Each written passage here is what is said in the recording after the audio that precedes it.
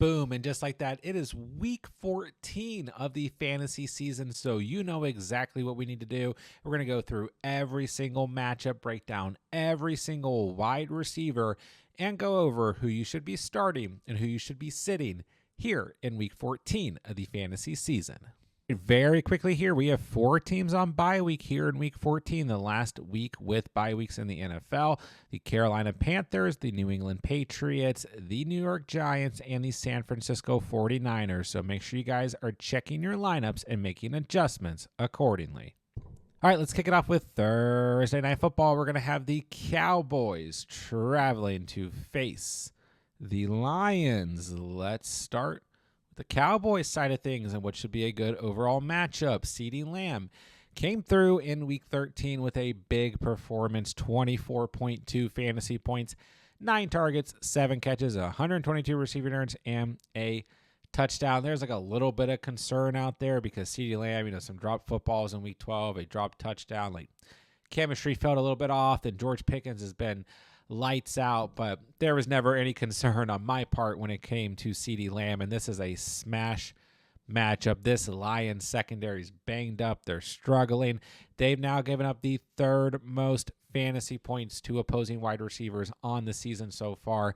19 receiving touchdowns allowed, over 1,800 receiving yards. Smash spot. CeeDee Lamb must start wide receiver this week, and yeah, George Pickens, still a must-start wide receiver, 16.8 fantasy points this past week, 13 targets, 6 catches, 88 receiving yards, no touchdowns, doesn't matter. He's been a stud all year long, has only had 1 single-digit fantasy performance on the season, and once again, smash spot against the Lions in a matchup that should have a lot of offense as both these teams are in win-now situations. Then we move to the Lions side of things. Let's just go ahead and start off by saying that the Cowboys have allowed the most fantasy points to opposing wide receivers. Just got sliced and diced by those Chiefs wide receivers, mainly Rashee Rice, but Hollywood Brown showed up in that game with a touchdown. Xavier Worthy had a pretty solid game. They've allowed over 2,000 receiving yards and 21 receiving touchdowns. So between these two teams, we're looking at the 2 worst teams in terms of receiving touchdowns allowed of all teams in the league. You gotta like all of the wide receivers in this matchup, but we might be without Amon-Ra St. Brown, currently not practicing early in the week, dealing with that ankle issue that he suffered on week 13. Now, the good news is this isn't a short week for either team involved because both of these teams played last Thursday on Thanksgiving, so they do get a full week of rest. I mean, if there's one wide receiver who's going to play through anything and surprise us and be out there at such short notice, it's probably Amon-Ra St. Brown, but there's also a strong likelihood that he's not able to play in week 14. If he's able to play, don't care. You're starting him. I don't care if there's injury risk. He's still a top 5 wide receiver in half and full PPR with basically missing week 13 and already having his bye week, and it's such a good matchup. You guys can't ignore it. But if he does not play, either way, Jameson Williams going to be in the start category. Yes, there's some sporadicness here. 0 points in week 12, double digits in the 3 previous games, and a touchdown in all those games. And a touchdown this past week, 26.9 fantasy points. And he showed up in relief of Amon-Ra St. Brown. 10 targets, 7 catches, 144 receiving yards. But still like him either way. Amon-Ra on the field or not, Jameson Williams, this is a very good schematic matchup for him. You got to feel good about him this week. And then we've got Isaac TeSlaa, who got a teeny bit of volume this past week. 2 targets, 2 catches, 35 receiving yards, but obviously a touchdown. So when we look on the season, he has just 6 catches. 3 of those catches are touchdowns. So, I mean, the volume's been almost non-existent. He only has 11 targets on the season. But once again, this is a good enough matchup. The Cowboys, 21 receiving touchdowns allowed. No Sam Laporta, right? I mean, they got to throw to somebody. The number 2 option on this team, if Amon-Ra doesn't play, is TeSlaa. So he's just 5% rostered. If you guys are in need of flex help, depending on the health of Amon-Ra St. Brown, TeSlaa could end up being a good flex option here in week 14. I'm headed straight to Underdog to take George Pickens to score a touchdown here in week 14 of the season. This is way too good of a matchup. He's coming off a game where he did not score. Pickens is going to have a huge game and have the opportunity to score a touchdown here in week 14. Don't forget, all new users who sign up on Underdog using promo code THECATCH are getting a free NFL Pick'em to use towards Week 14 NFL action. Take that free Pick'em. Take Pickens to score a touchdown, and both of those lines hit, you're going to automatically double your cash entry. As long as you sign up on Underdog using promo code THECATCH, once you play through $5 on Underdog, they're going to give you $50 in bonus cash to use towards Week 14 NFL action and a 50% deposit match up to $1,000. So make sure you guys sign up on Underdog using promo code THECATCH if you want to take advantage of all of their Week 14 exclusive NFL offers. Moving to the early window on Sunday, we'll start with the Titans traveling to face the Browns. Not expecting a ton of offense in this matchup. Let's start with the Titans wide receivers. I went kind of back and forth here of just calling Chimere DK a risky flex, but I mean, that's what he is, I guess. But are you going to risk it? I mean, we have a week until the fantasy playoffs. This is a huge week in fantasy. And that Browns defense is nothing to sneeze at. The fourth fewest fantasy points allowed to wide receivers. I know there's been a little bit of life in this passing attack and Cam Ward, but not enough for me, and it was basically non-existent this past week against the Jaguars. So I'm not risking any Titans wide receiver. They are all sits for me on the road against the Browns. And yeah, I'm benching or sitting all Browns wide receivers. 5.6 fantasy points this past week for Jerry Jeudy. Nobody else worth mentioning. I mean, for what it's worth, it's a good matchup. The Titans have struggled against opposing wide receivers, but I got nothing in this one. Every player across the board at wide receiver going to be a sit for me in Week 14. Moving along, we will have the Seahawks traveling to face the Falcons. Let's start with Jackson Smith and Jigba. It finally happened. A bad game against the Vikings, who are allowing the fewest fantasy points per game to opposing wide receivers. Plus, this was a game script where JSN did not need to do anything. The Seahawks barely even needed to throw the football. Their defense basically did everything the whole game. They barely even needed to run the football. It was just an absolute disaster of a game for the Vikings. And JSN just wasn't necessary, right? But he'll be fine. This is a good enough spot this week against the Falcons. 18th overall in terms of fantasy points allowed to wide receivers. Don't panic here. JSN is going to be just fine. Still an absolute must-start wide receiver. Nobody else there at the wide receiver position on the Seahawks that we really need to break down. They're just going to be sits for me. Now, we have missed Drake London over the past 2 weeks. He is now considered day-to-day, dealing with that knee issue. It may be able to play here in Week 14. As long as he starts, I don't think he's going to play unless he's ready. So if he plays, even a tough matchup against the Seahawks defense, allowing the 8th fewest fantasy points to wide receivers, I think Drake London has to be in your lineups. Way too much at risk here in Week 14 to not play a player like Drake London if you own him. So if he's back, if he's good to go ahead and roll with them. And either way, whether he's on the field or not, I don't think Darnell Mooney's more than a risky flex. I haven't really been high on him over the last 2 weeks. Like, I know it became kind of popular once we found out London was going to miss Week 12, and I wasn't really high on him in week 12. He had that touchdown in the game, so he saved you. But then this past week, 5 targets, 2 catches, 25 receiving yards. That was it. He was on the field for 96% of snaps. So just a risky flex and not one that I feel very good about, regardless of if Drake London plays or not here in Week 14. Moving along, we have a big divisional matchup. The Colts traveling to face the Jaguars for the battle of the AFC South. Let's start with the Indianapolis Colts. Pretty good matchup here. The Jags bottom 12 in terms of fantasy points allowed to wide receivers, and they were ranking significantly worse before this past week playing the Tennessee Titans. So still a good matchup. I'm not sneezing at this Jaguars defense, and they are very opportunistic, but they have still struggled in terms of fantasy points allowed to wide receivers, and you have given up 12 receiving touchdowns on the season. So I'm leaving Michael Pittman in the start category. We knew it was a bad matchup this past week. 4 targets, 1 catch, 13 receiving yards, but wide receiver 1 struggle against that Texans secondary. Big game this week. Must-win game for the Colts. Should be some fireworks. I'm leaving Pittman as a start. And maybe this is unfair just to call Alec Pierce and Josh Downs flex options based on what Pittman did this past week, or risky flex options, but I still kind of view them as risky flex options because they've been a bit sporadic. Obviously, Alec Pierce had the touchdown grab, 17.8 fantasy points, but Outside of that, he only had 3 catches, 5 targets. Josh Downs also 5 targets, 2 catches. So kind of gravitating towards Alec Pierce as of late, but Josh Downs can always show up as well. And like I said, this is a big divisional game, so really anybody's at play here, but have the most confidence in Pittman. The most instability has been with the other 2 guys, but they're at least risky flexes, if not just flex options moving into the week.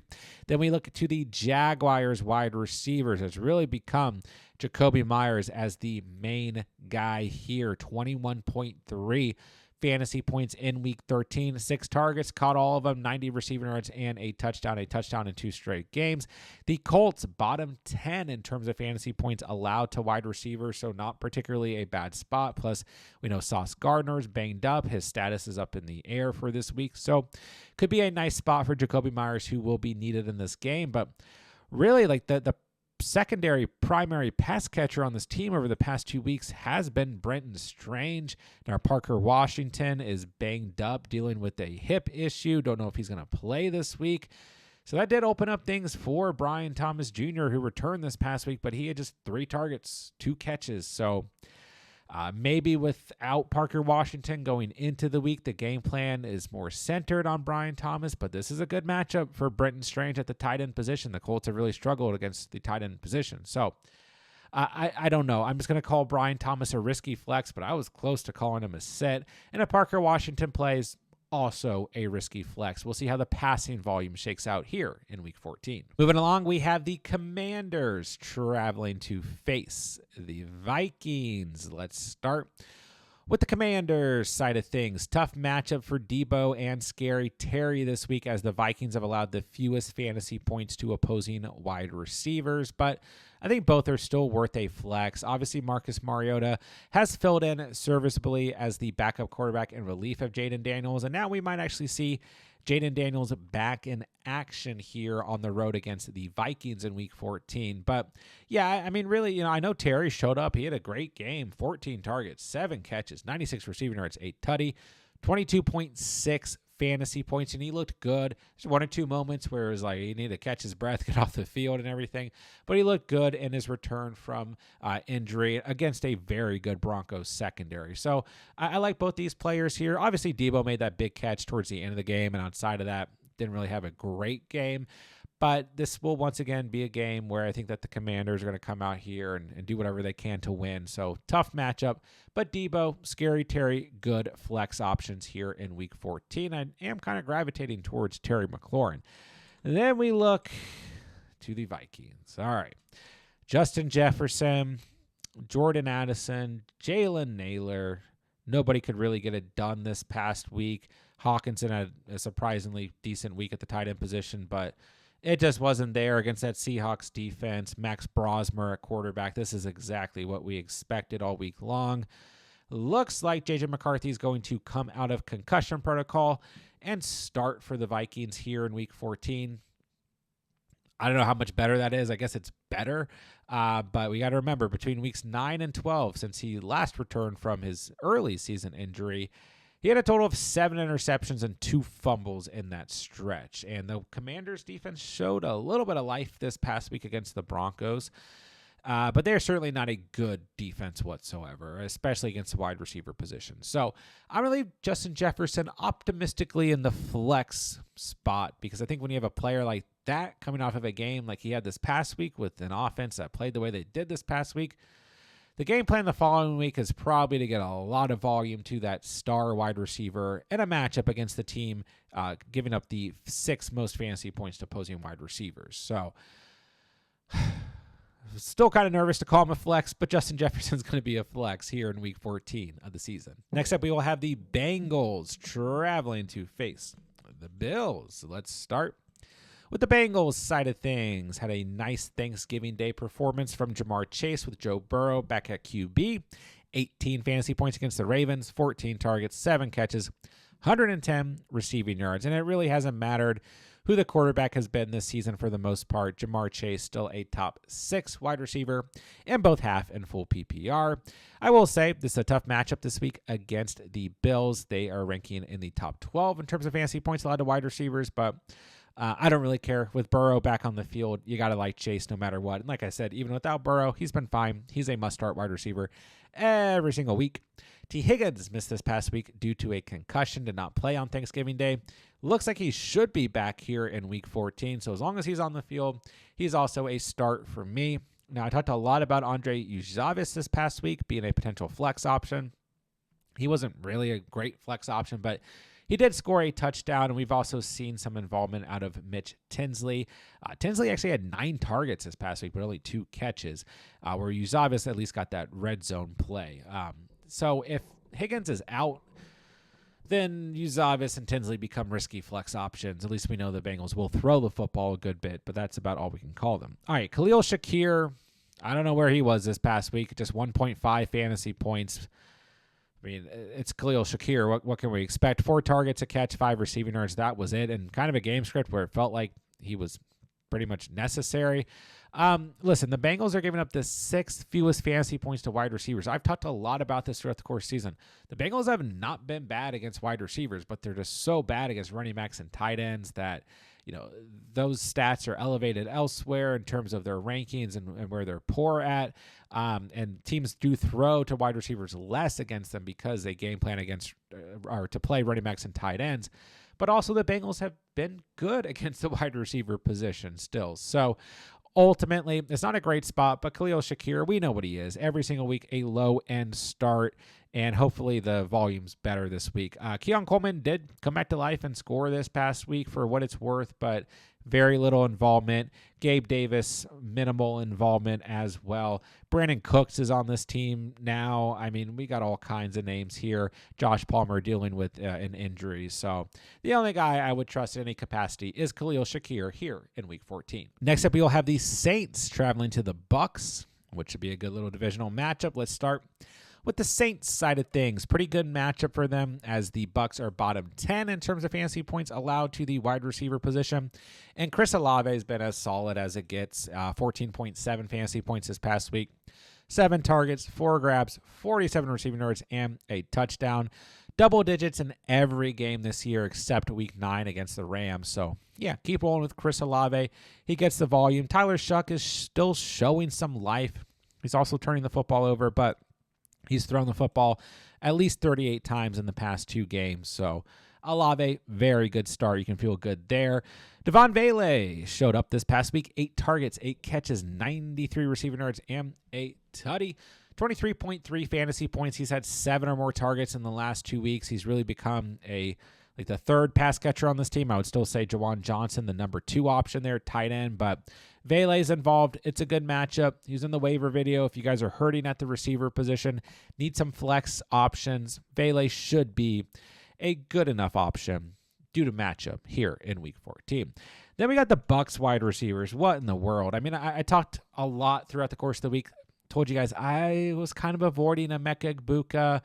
And I will say I was just worried about Baker Mayfield as well and him actually being fully healthy. And he looked okay this past week. Didn't seem to be bothered. But, yeah, now we might have Mike Evans returning. Chris Godwin, his volume's picking up a bit here on the field. 66% of snaps compared to 36% of snaps the week before.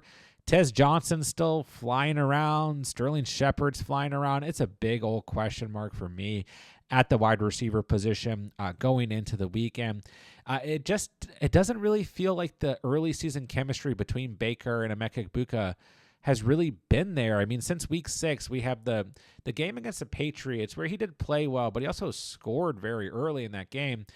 And outside of that, 9.8 or less fantasy points in every other matchup. And I mean, he's getting the targets, but he has 5 or less catches in 3 straight games. So something's just been off, and opposing defenses have really gravitated to Egbuka. There's not really another large receiving threat on the field. So I think actually if Mike Evans returns, that does help Emeka Egbuka. But I can't call any of these Buccaneers pass catchers anything other than flex options right now, regardless of if Mike Evans plays this week or not.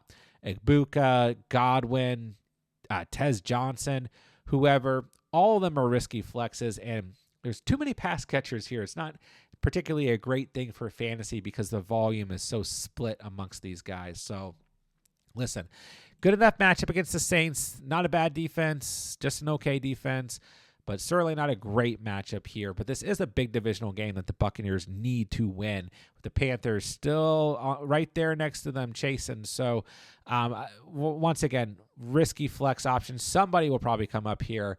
But honestly, I feel very nervous about the Buccaneers pass catchers going into Week 14. Moving along, another big divisional matchup, the Steelers traveling to face the Ravens for the top of the division.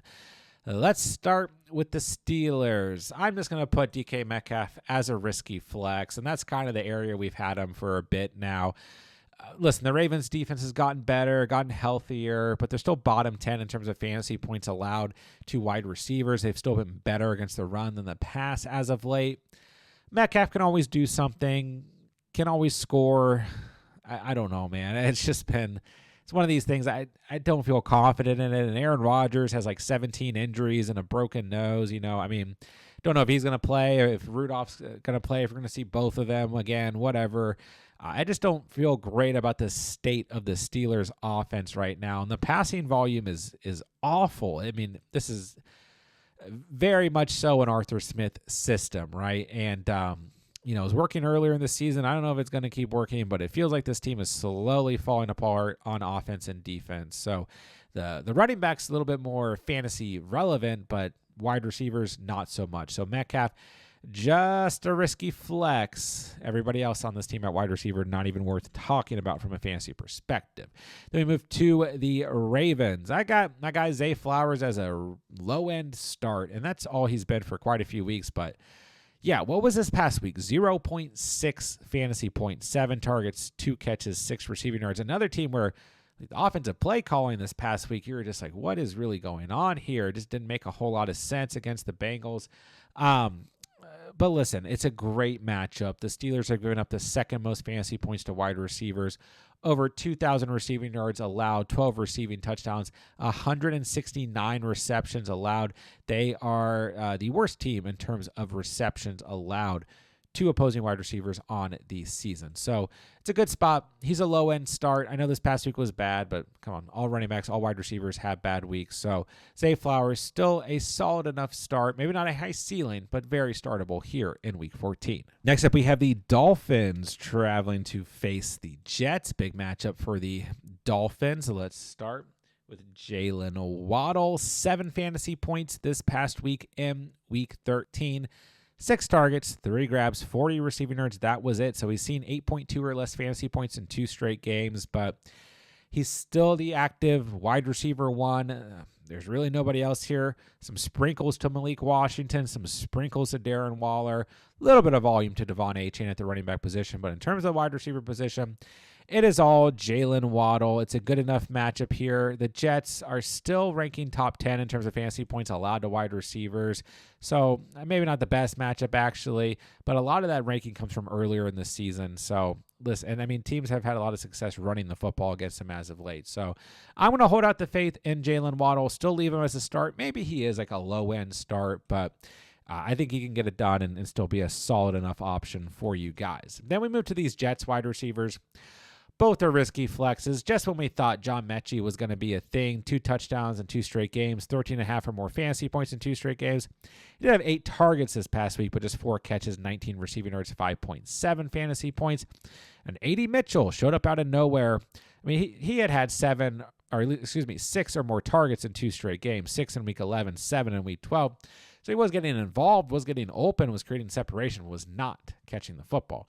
But he did that this past week. 12 targets, 8 catches, 102 receiving yards, a touchdown, 24.2 fantasy points. Bear in mind, the Dolphins giving up the 9th fewest fantasy points to opposing wide receivers, but Tyrod Taylor looked serviceable at quarterback this past week, so it's risky.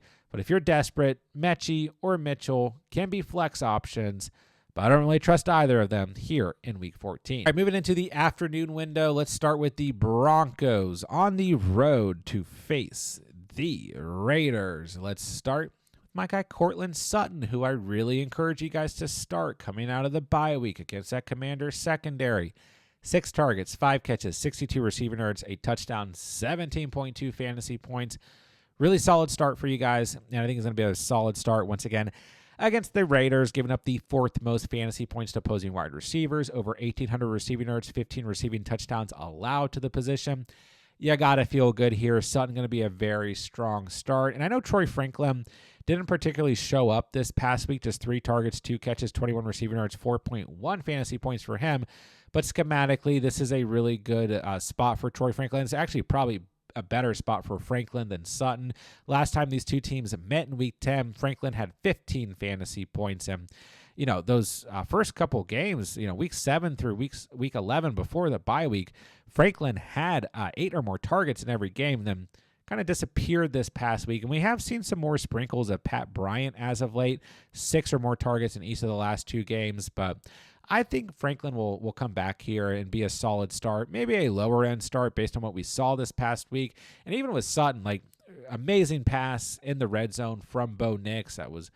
He was almost ruled down, right? You take that away, Sutton didn't have like a monster game or anything, but I think once again, this Raiders secondary is so bad that you got to feel good here. And I think both these guys can be considered starts for the week. Looking at the Raiders wide receivers, I know Scary Terry, Debo had success against this Broncos secondary this past week, but they are still allowing the 5th fewest fantasy points to wide receivers. Pat Surtain is back and healthy. Tucker, Lockett, Jack Bech, Tyler Thornton. It doesn't matter. I'm not starting any of these guys in any capacity, in any format here in Week 14. Next up, we will have the Rams traveling to face the Cardinals. Let's start with the Rams side of things. Puka Nacua, another solid outing, 13.2 fantasy points, 9 targets, 6 grabs, 72 receiving yards, 1 game this year. That's it, where he's giving you a single-digit performance, and that was a game he got a little bit banged up in Week 6 against the Ravens. So Puka, keep rolling with them. This passing attack is lights out. Yeah, Matthew Stafford finally threw an interception and threw 2 of them and had a fumble. And I've been saying it all year long for weeks and weeks. That Panthers defense, they're nothing to sneeze at, and it's finally showing on a consistent basis. But nonetheless, this passing attack is great. Stafford's still playing at an MVP caliber level. They just lost to the Panthers. They're going to come out here pissed off on the road against a divisional opponent. Puka's in a great spot. Stafford's in a great spot. The passing attack will be just as fluent as ever, and that means good things for Devontae Adams. Another 2 receiving touchdowns. He's had a touchdown in every game since Week 7. He has 14 receiving touchdowns on the season. He leads the league in receiving touchdowns. He leads the league in red zone targets. 21.8 fantasy points this past week. No reason to bench him. The Cardinals secondaries played pretty well this season. 15th in terms of fantasy points allowed to wide receivers, but I don't care. You got to account for Puka Nacua. You got to account for the run game. Even the tight end position's been showing up as of late with Colby Parkinson. I mean, it's just impossible, especially once his team gets in the red zone. The mismatches they create with Adams is ridiculous. So probably spent too much time on these guys, but Puka and Adams in your lineup. I know there's been a little bit of worry about Puka as of late with the success Adams is having. Come on, Puka is still as solid as a start as you're going to get every single week. Then we move to the Cardinals, a little bit more interesting to break down here. We did see Marvin Harrison Jr. return this past week after he had surgery for appendicitis. He was solid, 7 targets, 6 catches, 69 receiving yards, 12.9 fantasy points, but then he's suffered a heel injury this past week that he was able to play through, and now his status is questionable going into the week. The Rams right there in the middle, 17th overall against the wide receiver position.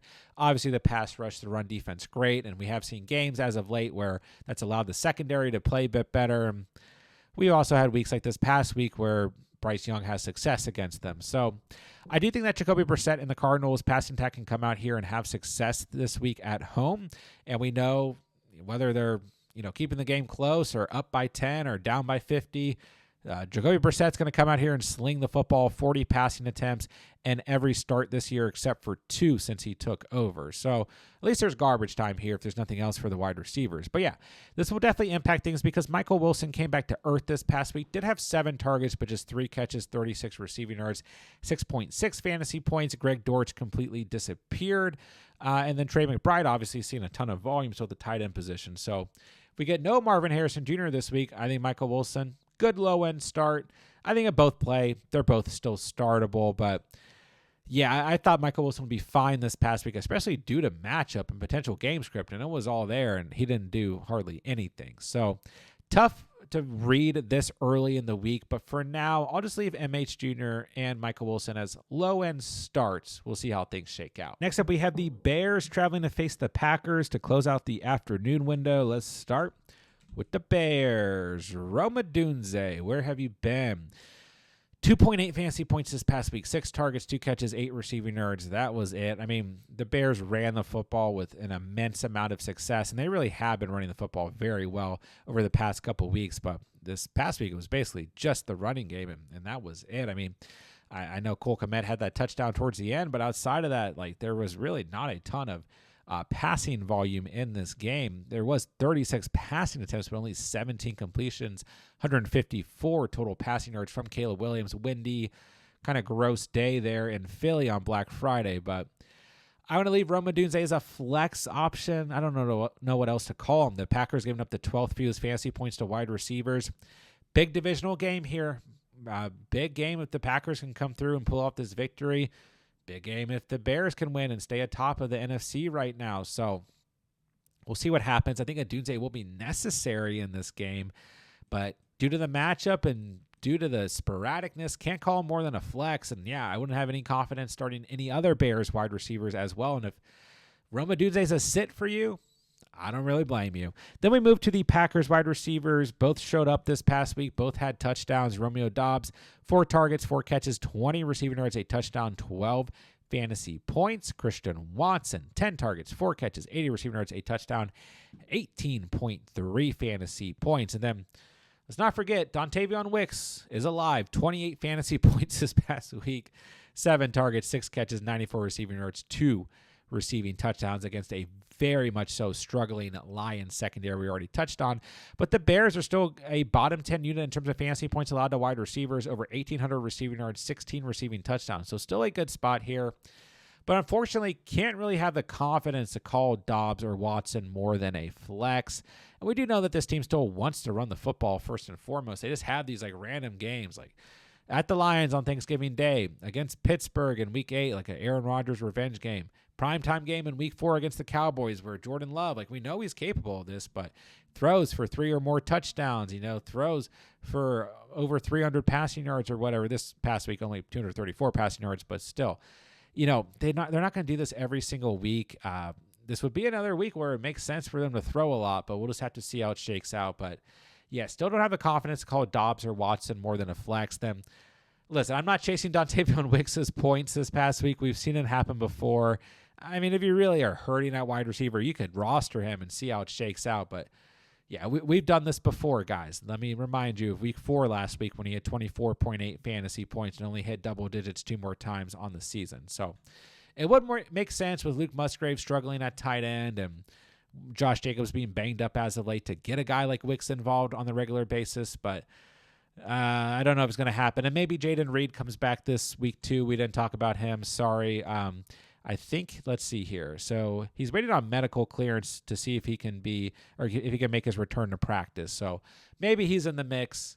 That would only make things more complicated, but I would not start him in his first week back here in Week 14. All right, let's move along to Sunday Night Football. We have the Texans traveling to face the Chiefs. Let's start the Texans wide receiver room. It's a tough matchup this week. The Chiefs 14th overall in terms of fantasy points allowed to wide receivers. Bent a little bit this past week against the Cowboys. That moved them back in the rankings. But if it wasn't for that, they would still be a top 10 unit. Nico Collins came through this past week in a big divisional matchup against the Colts. 10 targets, 5 catches, and 98 receiving yards. 21 and a half fantasy points, and he did run for a touchdown as well. Jaden Higgins, another solid game, 11.5 fantasy points, 5 targets, 5 catches, 65 receiving yards. He now has a double-digit fantasy performance in 4 of the last 6 games and 3 touchdowns in that stretch. We talked about him in the waiver video. So, yeah, this is a must-win game for both teams. The Texans on the outside looking in terms of still having a chance to win the AFC South, depending on Jaguars and Colts next few weeks, including some matchups against the Colts for the Texans, but also just on the outside looking in terms of the playoff picture as well. So this is a must-win game For the Texans, I do think the passing volume will be there. Stroud looked fine this past week. Davis Mills had looked fine as well, and Stroud didn't really have a great game, but didn't have a bad game necessarily, at least threw for 276 passing yards. So Collins, Higgins, good enough starts. Higgins more of a flex, low ceiling. Collins continues to do Nico Collins things. He should be a start. Then we look to the Chiefs wide receivers. Obviously, they had a fantastic matchup this past week against the Dallas Cowboys, and this is a much stiffer matchup as the Texans have allowed the third fewest fantasy points to wide receivers. But you got to keep rolling with Rashee Rice. He has given you 18.6 or more fantasy points in every game this year except for one. And since he's returned from suspension, he has had 5 receiving touchdowns through 6 total games. So Rashee Rice stays in starting lineups no matter what, even in a tough matchup. But once again, at home, must-win game for the Chiefs, who are literally in must-win territory to even have a chance to make the playoffs. Listen, I had taken Xavier Worthy and Hollywood Brown out of the risky flex category for a week or two there, but I'll leave them in there. These are the guys that can always score, do stuff near the red zone, get enough volume, but it's sporadic. It's tough to trust. I know there's bye weeks this week. It's a tough matchup. Don't love either of them, but they're risky flexes. They both had 10 or more fantasy points this past week, but I wouldn't particularly trust it here in Week 14. All right, let's wrap it all up with Monday Night Football. We have the Eagles traveling to face the Chargers. Another big day for A.J. Brown, 35.2 fantasy points, 12 targets, 10 catches, 132 receiving yards, and 2 receiving touchdowns. So he now has had 10 or more targets in the last 3 games, 3 receiving touchdowns in that stretch, and double digits in every single one of those performances. This is a very tough matchup. The Chargers giving up the second fewest fantasy points to opposing wide receivers, but we got the Eagles coming off of a loss. This is a big game for both of these teams involved. I'm going to leave A.J. Brown as a start, and that's where he's been for the past couple of weeks, even if some weeks we kind of consider him more of a low-end start. Devonta Smith went into Week 13 with 2 different injuries and battling an illness, still played 8 targets, 5 catches, 48 receiving yards, 9.8 fantasy points. Not great, but bear in mind on a short week, there is real concern that he may have not played this past week, but he came through. I'm going to leave him in the start category, but he is kind of a lower end start. But once again, I don't want to read too much into this past week because he had, the injuries and everything going on. So I think that did kind of come into factor in a windy, gross game and everything. But yeah, this is a big game. Once again, Chargers on the outside looking into the playoff picture right now, trying to secure a potential wild card spot or, I don't know, maybe catch the Broncos theoretically. But still, this is going to be a big matchup, and the Eagles trying to hold on to, the top of their division, not let the Cowboys catch them, right? And yeah, it feels like the Eagles are in this weird spot of the season that they get into at some points in the year. So they're in need of a win, and we'll see what happens. It is a tough matchup, so lower end starts. But I like A.J. Brown. I like Devonta Smith like I typically do every single week. All right, I really like Ladd McConkey going to Week 13. He was fine. 6 targets, 4 catches, 39 receiving yards, 8 touchdowns, saved his fantasy day, 13.9 fantasy points. He's really just been the most consistent option through a majority of the year, maybe if we take out the month of September. And then, Keenan Allen, Quinn Johnson have become a lot more sporadic, and Keenan Allen has just not been playing at a true ceiling. We haven't seen him hit double digits since Week 7 of the season, and since the month of September, he's only hit double digits twice. So he's a very risky flex. Quinn Johnston is still a risky flex. 3 targets, 3 catches, 23 receiving yards, a touchdown this past week, 11.3 fantasy points. That was it. So once again, the touchdown really bailed out Quinn Johnston and Ladd McConkey. And that's kind of the issue is these guys can always do something, but there's just so much volume to go around between the 3 that if they don't score, they end up with a bad fantasy stat line. And it is worth noting, Oronde Gadsden at the tight end position just 2 targets and 1 catch this past week, basically non-existent. But the bigger issue, elephant in the room that we haven't addressed, is that Justin Herbert might miss this week. He has a fracture in his left hand, had to undergo surgery, right, to get that fixed, probably at the time we're recording this. So don't know if he's going to play. Luckily, they have the extra day of rest being that's on Monday Night Football, but we might see Trey Lance start at quarterback. And this offensive line for the Chargers is not good when it comes to pass protection, and they are still banged up. And that showed against the Raiders. And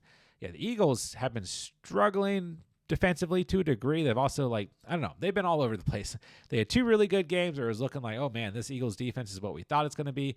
Then this past week, they really struggled, and at least against the run, right? So I don't exactly know what to expect here in terms of their defense, but what I do know is they can get a pass rush going against this Chargers offensive line. So I am concerned for that reason, and that would kind of bump, if Trey Lance was a starter, not that Trey Lance can't be a serviceable backup, but it would bump Allen and Johnson down to just risky flexes, which they're already kind of borderline in that category, and it would bump Ladd McConkey down to like a low-end start. But if Herbert's out there, I'll have confidence in Justin Herbert, and we'll just kind of have to see how things shake out throughout the course of the week in terms of Justin Herbert's ability to play.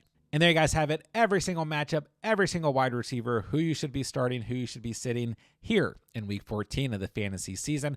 Don't forget, guys, I'm answering as many fantasy football questions as I can in the comments down below.